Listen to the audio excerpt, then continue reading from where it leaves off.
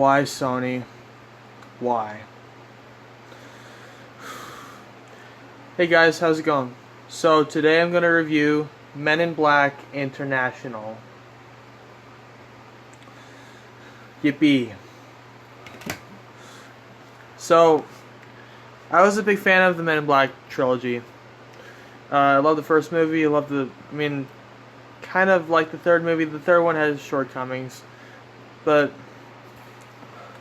Sony, did we really need another movie? Now, this isn't actually a fourth movie. This is actually kind of a reboot. It's kind of a new story being told in the Men in Black universe. Which, that actually sounds like a great idea. They could actually do a lot with that idea. If executed well, the story could have actually been an engaging story, where we actually got invested in our characters, finding out who this alien is that's threatening the Earth.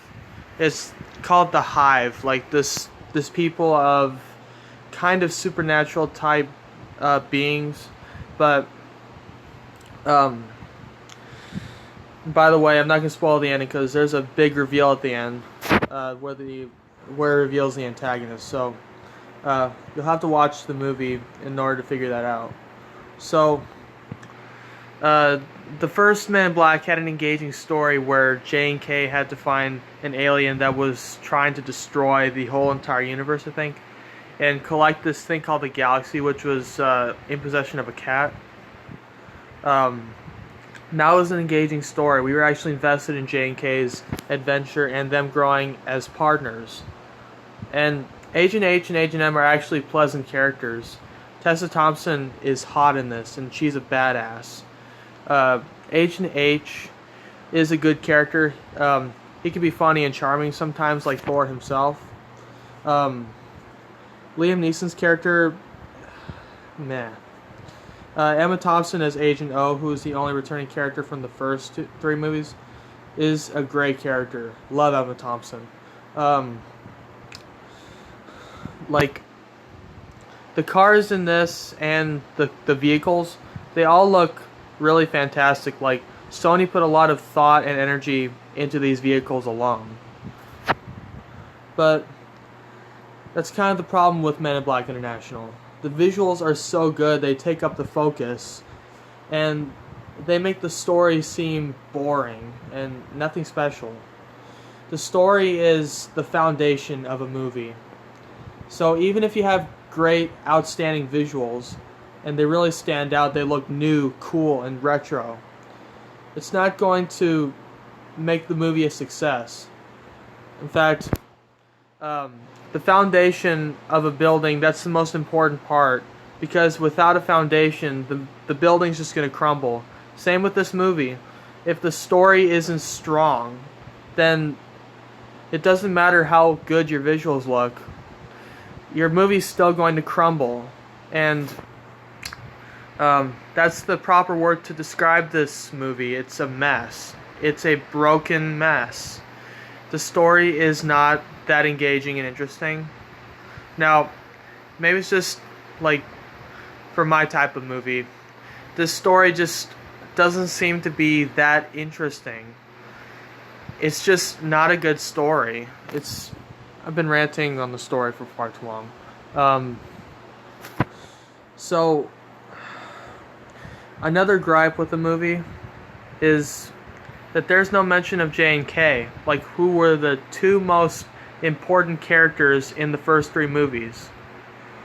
And like, if you're going to make a new story out of an ancient franchise like Men in Black, then you got to respect your audience in telling them, especially if they're new, if they haven't seen Men in Black, where it all began. You got to show them, visually show them where it all began.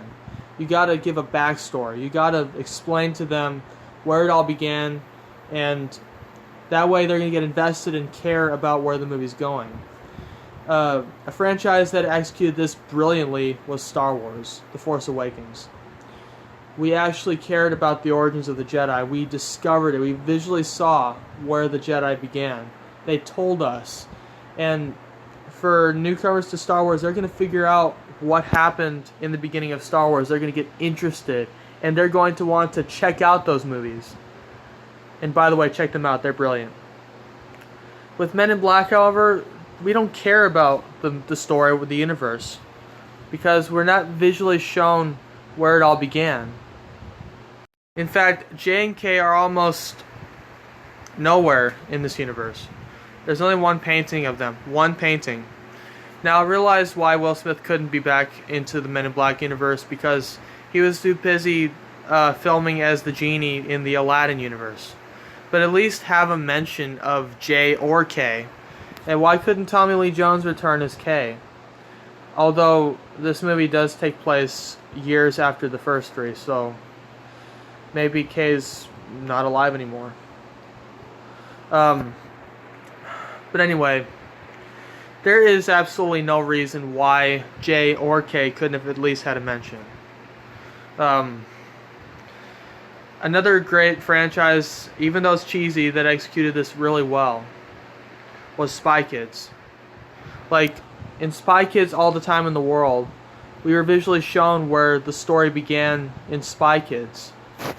Like, we saw the two iconic and main characters that held the Spy Kids story and were like the strongest point of the movies.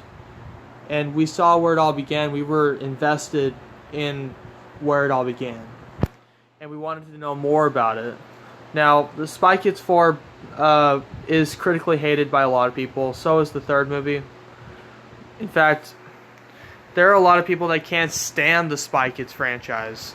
But for what it's worth, Spy Kids did a damn good job in explaining the backstory of the first three movies. By far. They actually respected their audience in mentioning the two main characters. They didn't forget where they began. They went back, they explained what happened. They said, hey, these two characters are the ones that started it all. They're the ones that are the most important out of any character in this universe. And so, we respect you enough to let you know that. Men in Black, however, no mention of J or K. No mention of where it all began. Just, it never happened. So, that's the biggest downfall of Men in Black International. Overall, Men in Black International is an unnecessary waste of time and an unnecessary waste of money. So I'm not going to stop you from watching this. If you want to see it, then all power to you. But as a true MIB fan, just stick to the first three movies. This movie's just going to piss off people that are fans of the first three movies. But I'm probably going to forget about this movie. It's not necessarily a bad movie, but it's still a disappointment. And it's going to be one of the most forgettable movies of this year. In fact, as soon as I turn off the phone, I'm probably going to forget about this movie. But there are better movies to watch than Men in Black International. There's Spider-Man Far From Home, Avengers Endgame, Toy Story 4. Just so many better movies than this. So, Men in Black International gets the Thanya Go No. It's not necessarily the worst movie I've seen this year. The Secret Life of Pets 2 didn't really deliver on anything. I'd say that's probably worse, but anyway, see y'all later. So, Sony, please don't make another Men in Black movie, especially since your newest movie has flopped. I realize you're struggling financially, but Spider-Man's going to be bringing you a whole lot more money now that you and Disney are back on track. They really should have just stopped at the first movie, because when the sequel came, that's where it all went downhill. And the reason why your film flopped, Sony, is because you released it when Spider-Man Far From Home was in theaters. I mean, who's going to go see Men in Black over Spider-Man? It's freaking Spider-Man. But anyway, that's all. This movie ruined one of my favorite trilogies of all time, and for that, I gotta give this to Euthanael Go No.